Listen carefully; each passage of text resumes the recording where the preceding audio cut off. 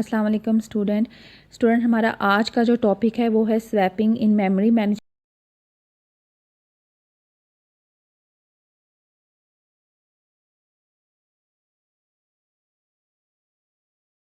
System.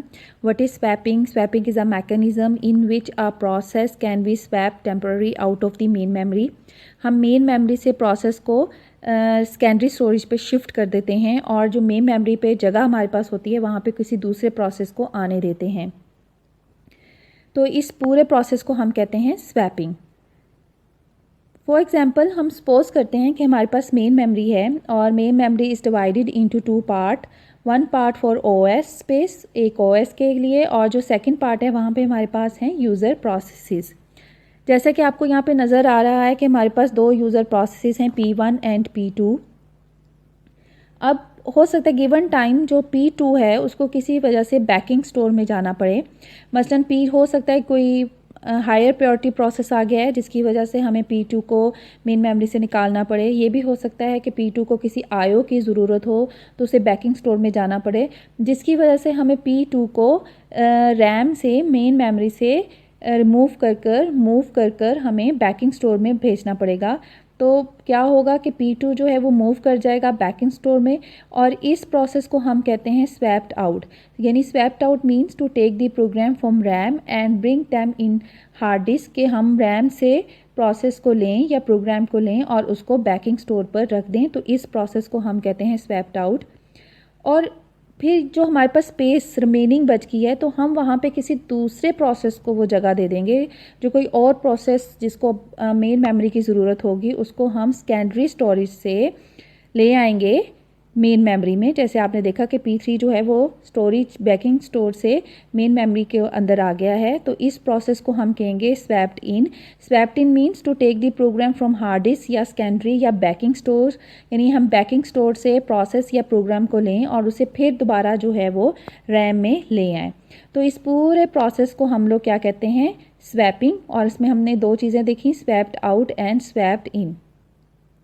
इसके अलावा एक और टर्म हम यूज़ करते हैं roll in and roll out. जब हम प्रायोरिटी बेसिस पे प्रोसेस को रिमूव करते हैं तो वहाँ पर हम लोग roll in and roll out का कॉन्सेप्ट लेते हैं instead of swapped in and swapped out. चीज़ यही है जो हमने ऊपर डिस्कस की है, लेकिन बस हम वहाँ पर जहाँ पे प्रायोरिटी स्केजुलिंग एल्गोरिदम्स होते हैं वहाँ पे हम इनको roll in and roll out कह देते हैं. जी स्टूडेंट, अब हम देखते हैं कि कैसे हमारा ये जो हमारे वर्क होता है कि स्वैपिंग कैसे टेक प्लेस होती है, हम उसको एक डायग्राम से अच्छे तरीके से अंडरस्टैंड करते हैं. जैसे कि हमारे पास यहाँ पर CPU है और CPU स्केजुलर क्या करेगा, जो CPU स्केजुलर है वो डिस्पैचर को रिक्वेस्ट करेगा कि उसको प्रोसेस P1 चाहिए. तो डिस्पैचर मेमोरी में चेक करेगा, अगर तो मेमोरी में P1 मौजूद हुआ तो डिस्पैचर P1 को CPU को दे देगा. लेकिन अगर मेमोरी में प्रोसेस P1 नहीं है तो डिस्पैचर क्या करेगा, डिस्पैचर जो है वो फ्री लिस्ट पे जाएगा और देखेगा कि मेमोरी के अंदर क्या कोई रीजन फ्री स्पेस है. अगर तो फ्री स्पेस हुई तो वो प्रोसेस P1 को मेमोरी में शिफ्ट कर देगा, ठीक है, और वहाँ से वो CPU को एलोकेट कर देगा. तो जब हमारा सेकेंडरी से प्रोसेस सेकेंडरी बैकिंग स्टोर से प्रोसेस मेमोरी के अंदर जाता है तो हमने क्या देखा था, हम इसको क्या कहते थे, स्वैप्ड इन.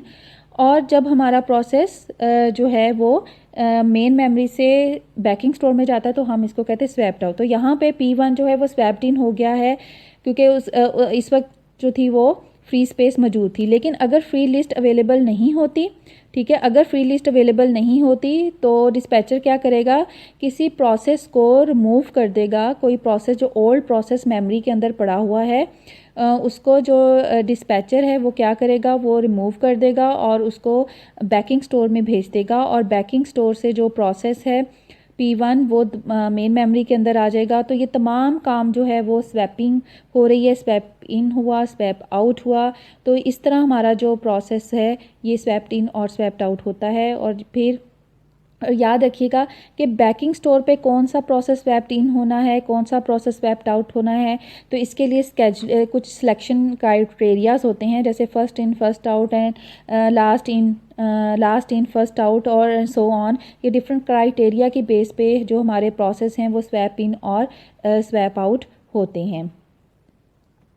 तो स्टूडेंट अब हम देखते हैं कि some advantages of the advantages क्या हैं हमारे पास स्वैपिंग के। स्वैपिंग मल्टी प्रोग्रामिंग में के लिए हमारी हेल्प करती है, लेकिन जो डिसएडवांटेज है हमारे पास स्वैपिंग का आता वो है कंटेक्स्ट स्विच, क्योंकि स्वैपिंग में एक प्रोसेस दूसरे प्रोसेस ने एक प्रोसेस स्टेट सेव करनी होती है हमें और दूसरी की लोड करनी होती है, तो इसलिए यहाँ पे कंटेक्स्ट स्विच टाइम काफ़ी ज़्यादा हो जाता है।